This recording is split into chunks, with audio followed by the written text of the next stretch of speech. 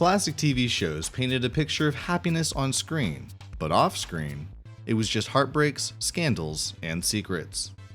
From actors being forced to hide their true identities to stars fighting depression while making audiences laugh, the untold stories behind the scenes reveal a dark side to classic TV shows. Before we get started, be sure to like, subscribe, and hit that bell notification icon. Are you done? Great, let's get into the video. Number 10. Joy Junction. What could be more innocent than a Christian children's game show from the 1980s?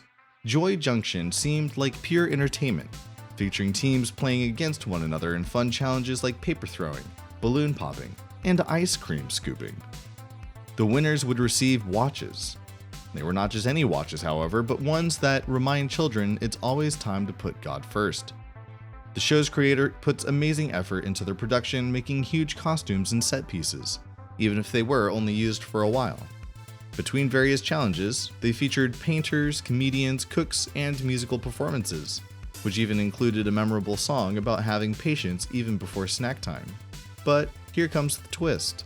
The show's puppeteer, Ronald Brown, who seemed to be loved by the community, even hosted weekly pizza parties for children, kept hidden horrifying secrets.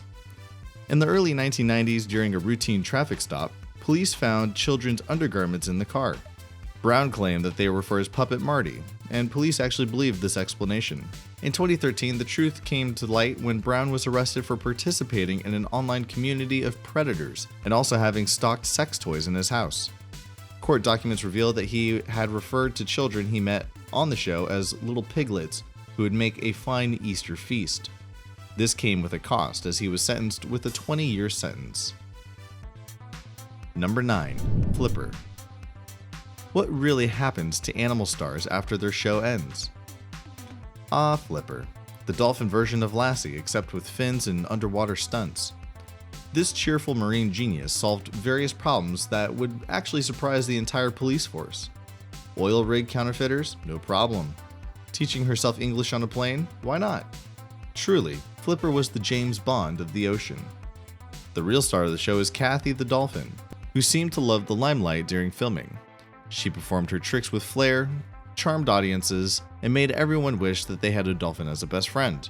But unfortunately, Hollywood was always quick to discard its stars once the curtain had fell. When the show ended, Kathy wasn't sent to some fancy ocean villa. Instead, she was shuffled into a very small, lonely tank in Miami's aquarium. It was literally like going from the red carpet to a basement cubicle overnight. The constant action, attention, and excitement of filming were gone, and it broke her spirit. Reality hit pretty quick, and Kathy stopped eating entirely. She would stop swimming, and eventually she started hurting herself by bumping into walls in her small tank. When former trainer Rick O'Barry finally saw her again, it was like a scene straight out of a scary tragedy. Kathy swam into his arms, held her breath, and simply let go. Barry later said that it was her way of saying, "I'm done." So the next time someone tells you dolphins are always smiling, remember, even Flipper had a complete breaking point. Hollywood might work on making heroes out of them, but the reality can be even more brutal than a poorly written sequel. And if you thought this show was dramatic, wait until you hear the next one. Number 8. The Muppets. Ever wonder why Disney's purchase of The Muppet Show led to such controversy? When Jim Henson, the genius behind The Muppets, passed away in 1990, someone had to take up the career of the most iconic and classic creation, Kermit the Frog. Enter Steve Whitmire, who slid his hand into the puppet and brought the beloved green frog to action for the next few decades. Fans didn't really notice a difference in Kermit, as he still charmed audiences with his banjo, positive attitude, and knack for staying calm even under chaos. Then came 2004, when Disney came in and bought the Muppets, adding them to their empire of admired princesses and superheroes. That's when the happy-go-lucky world of felt puppets turned into an actual corporate drama. Steve Whitmire claimed he was fighting to preserve Jim Henson's version, saying he was trying to protect Kermit's honor. Disney, however, painted a completely different picture. They accused Whitmire of being difficult to work with, making demands that went beyond just any creative input, and refusing to train anyone else to perform Kermit. Apparently, Whitmire was not a fan of sharing the limelight or even the puppet. Things got even messier when Henson's family weighed in. You'd think they might support Whitmire, the guy who kept Kermit going all these years, right? Well, you're wrong. They sided with Disney, saying Whitmire wasn't protecting Jim Henson's version at all. Instead, they accused him of trying to take control of the Muppets and steered them in his own direction. The behind-the-scenes argument carried on for nearly a decade. Eventually, Disney had enough and they fired Whitmire in 2017, replacing him with Matt Vogel. Kermit got a new voice, the Muppets moved forward, and Whitmire moved on. So while Kermit might sing about how it's not easy being green, it seems to be the case that the voice of Kermit isn't exactly a picnic, especially when Disney's lawyers are involved. Number 7. Sesame Street. Sesame Street changed the game regarding children's TV, teaching kids letters, numbers, and kindness with lovable puppets like Big Bird, Cookie Monster, and Elmo. Over the years, the show aired more than 5,000 episodes, becoming a global revolution and a childhood staple. But even a sunny street like Sesame has seen its share of storm clouds, and one of the biggest revolved around Elmo. Elmo wasn't always the hero he was today. He was just another background puppet until Kevin Clash came along with him. Clash, a talented puppeteer, gave Elmo his high-pitched voice, extreme energy, and signature giggle, turning him into a fan favorite. For nearly 25 years, Clash was the man behind the Little Red Monster, and Elmo became the face of Sesame Street, adored by kids. Then in 2012, the controversy hit. Clash was accused of inappropriate relationships, and accusations made headlines everywhere. Though Clash denied the claims, the situation quickly got out of hand. Legal cases followed and they were ultimately closed, but the damage was done. Clash stepped down from his role in 2013, bringing an end to his time on Sesame Street. It was a tough moment for the show, and especially for fans who'd grown up loving Elmo. Sesame Street moved on, with new puppeteers taking over the role. But the scandal left a really bad shadow over Clash's incredible contributions to the character's success. So while Elmo's world might seem like endless giggles and hugs, the real-life story behind the puppet reminds us that even in the happiest places, difficulties may pop up. And sometimes moving forward means saying goodbye to the people who helped make that magic happen. Number 6. Tiny Toons. In the era of children's cartoons, few things are as disruptive as Tiny Toon Adventure's infamous episode, One Beer. Airing in the early 1990s, this bold and strange episode took a hard left turn into the taboo, showing beloved characters Buster Bunny, Plucky Duck, and Hampton J. Pig drinking, stealing, and ultimately driving off a cliff in a stolen police car. And what do we think the goal was? To teach kids that drinking is bad. And was that the result? A one-way ticket to the banned episode Hall of Fame. Tiny Toon Adventures was a wildly popular cartoon produced by Steven Spielberg's Amblin Entertainment and Warner Bros. Animation. Aimed at kids but mixed with adult humor, it was a blend of comedy and life lessons. Usually the lessons were about teamwork, honesty, and respecting each other, or the classic after-school stuff. But One Beer was not the same old lesson. One Beer follows Buster, Plucky, and Hampton drinking a bottle of beer, which leads to a wild and unusual series of events. They get drunk, cause trouble, and ultimately die in a car chase, returning as ghosts to warn viewers about the actual horrors of alcohol. The episode was extremely dark and strange compared to the show's typical humor. The episode was created during a time when children's cartoons were under intense scrutiny from parents and media watchers. Some believe the writers intentionally made the episode over the top as an arrogant response to demands for more moral messaging in children's programming. The result was a very strange and grim take on an anti-drinking message that shocked parents and was quickly pulled from production. Whether viewed as a genuine cautionary tale or a protest against moral policing, the episode remains a unique and controversial piece of the 1990s cartoon history. Number 5. Pokemon. Was Pokemon really responsible for sending thousands of children to hospitals?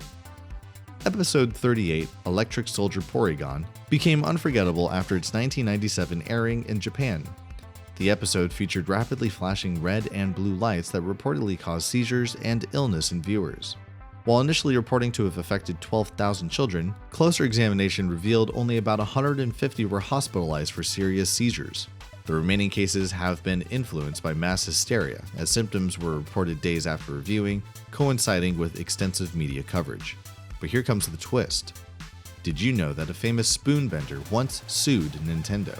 Uri Geller, known for his spoon-bending performances, took issue with the Pokemon Kadabra, which uses spoons and whose Japanese name mixes part of Geller's name. He sued Nintendo for $60 million in 2000, claiming they turned him into an evil occult Pokemon character. Even the happiest TV shows have had some struggles behind the scenes, affecting people and animals involved. While the industry has improved with better rules and regulations, these stories remind us why it's important to keep entertainment safe and fair for everyone.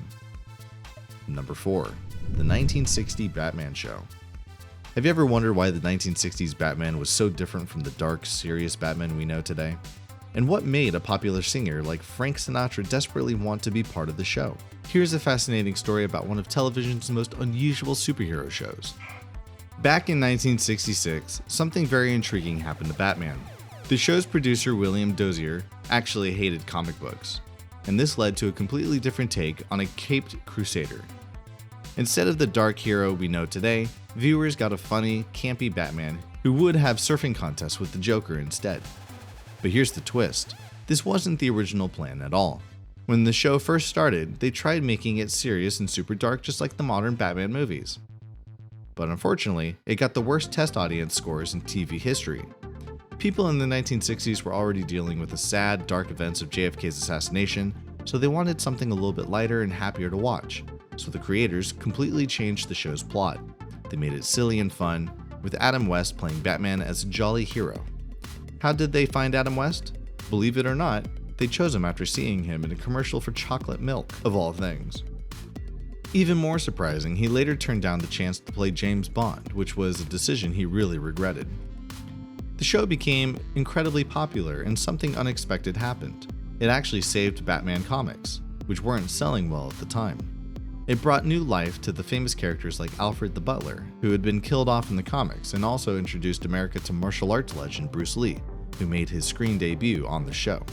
The campiness of the show gave us unforgettable moments like Robin's famous "Holy" catchphrases and Batman's special dance move called the Batusi, which was so famous that even the movie Pulp Fiction copied it years later.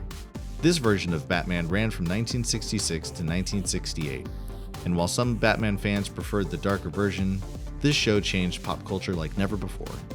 It was ranked as the 82nd greatest American TV show of all time in 2016, proving that sometimes the silliest ideas can become instant classics. Number 3. Alf. Have you thought about what could make actors hate being part of one of the most famous TV shows in the 1980s? And why would a cute alien puppet show lead its star down such dark paths? From 1986 to 1990, families all over America fell in love with a funny alien called Alf, which meant alien life form, who crashed into the Tanner family's home. He was a furry creature from the planet Melmac, who just loved eating cats and making jokes. The show seemed perfect on TV, but behind the scenes, things were a bit different and actually disturbing. Max Wright, who played the father of Willie Tanner, started to hate working with a puppet.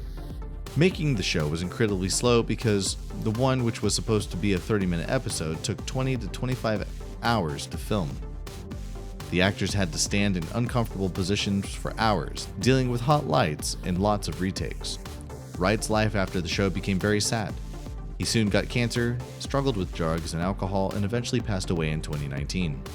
But perhaps the most heartbreaking story is about Benji Gregory, who played the young son Brian. As a child, he brought joy to a lot of viewers, and after Alf, he joined the Navy and worked with weather science. But life wasn't really kind to him. He battled mental health issues, and tragically in 2024, he and his service dog were found in his car, having died from strong heat in Arizona. The show's teenage daughter, played by Andrea Elson, faced her own battles. The pressure of growing up on TV led her to develop an eating disorder known as bulimia. She became obsessed with exercise, spending hours and hours on the treadmill. Thankfully, she later found peace through becoming a mother and teaching yoga. Even Anne Shadeen, who played the mother, has spoken about how difficult everything actually was. She called the set a big dysfunctional family, where everyone struggled with the endless technical demands of working with the Alf puppet. The heat, the long hours, and the tension between different cast members made every day challenging. Isn't it strange how a show that made so many people happy could bring such sadness to the people who actually made it? Alf remains a beloved piece of the 1980s TV history, but it reminds us that sometimes the funniest shows on screen can hide the saddest stories behind the scenes. Number 2. That 70s Show. Have you ever noticed how the party pooper of a friend group always turns out to be the one who's really smart? Let's talk about That 70s Show, the sitcom where everyone seemed like one big happy family. Remember Topher Grace, the the guy who played Eric, the skinny main character. Back then, people called him arrogant because he didn't want to hang out with his teammates. The poor guy was treated like he had some kind of disease. Meanwhile, everyone else was busy being best friends forever. But here comes the twist. It turns out that Topher might have actually had a really good radar for sketchy stuff. While he was busy being antisocial, some pretty wild things were happening behind the scenes. Danny Masterson, you might know him as Hyde, recently got 30 years in prison for brutal crimes against women. But it gets worse. When Ashton Kutcher and Mila Kunis, who run an organization to protect people from that exact sort of thing that Masterson did, wrote letters asking for his bail. That's like running a vegetarian club and secretly begging the judge to go easy on a butcher. And then we're going to talk about Wilmer Valderrama, who seemed to have a habit of dating teenage girls when he was in his early 20s. He even bragged about it on radio shows like it was some kind of achievement. The whole thing gets even worse with Scientology coming in. When victims tried speaking up, some reported that their pets mysteriously died and they were also getting harassed. Not exactly the kind of 70s show anyone signed up for. Meanwhile, Topher Grace, our supposed party pooper, is sitting pretty with 0 scandals, 0 weird relationships, and 0 letters defending criminals. It's funny how being labeled unfriendly worked out pretty well for him. So what's the lesson here? Maybe next time someone calls you boring for not joining the cool kids club, remember that sometimes the real party is staying away from the actual drama itself. Number 1. Gone with the Wind. Honey, grab your smelling salts because this behind-the-scenes drama would make even Scarlett O'Hara clutch her pearls. A producer hopped up on enough speed to power all of Atlanta, popping pills like popcorn while managing every Southern Belle's eyebrow twitch. David O. Selznick dropped a whole $50,000 for the book rights, making everyone think he'd lost his fame. But hey, at least the book's author, Margaret Mitchell, was chill about it. So chill, she wanted Groucho Marx to play Rhett Butler. Yes, that Groucho Marx. Thank heavens Clark Gable got the part, even though he was forced into it because of divorce bills. Speaking of drama, poor Vivian Leigh beat out 1,400 other wannabe Scarletts only to be paid a measly $25 for 125 days of work. And let's not forget she had to do it all while wrestling a bipolar disorder and wearing a corset so tight it would make a python look even loose. But the real interesting part? Hattie McDaniel made history as the first black actor to win an Oscar, but couldn't even sit with her colleagues at the ceremony because of the whole segregation thing. She was graciously allowed to sit in the back of the room while the other black cast members couldn't attend. And the famous, "Frankly, my dear, I don't give a damn" line? It almost didn't make it past the censors, apparently. Damn was considered more scandalous than, well, you know, the actual Civil War.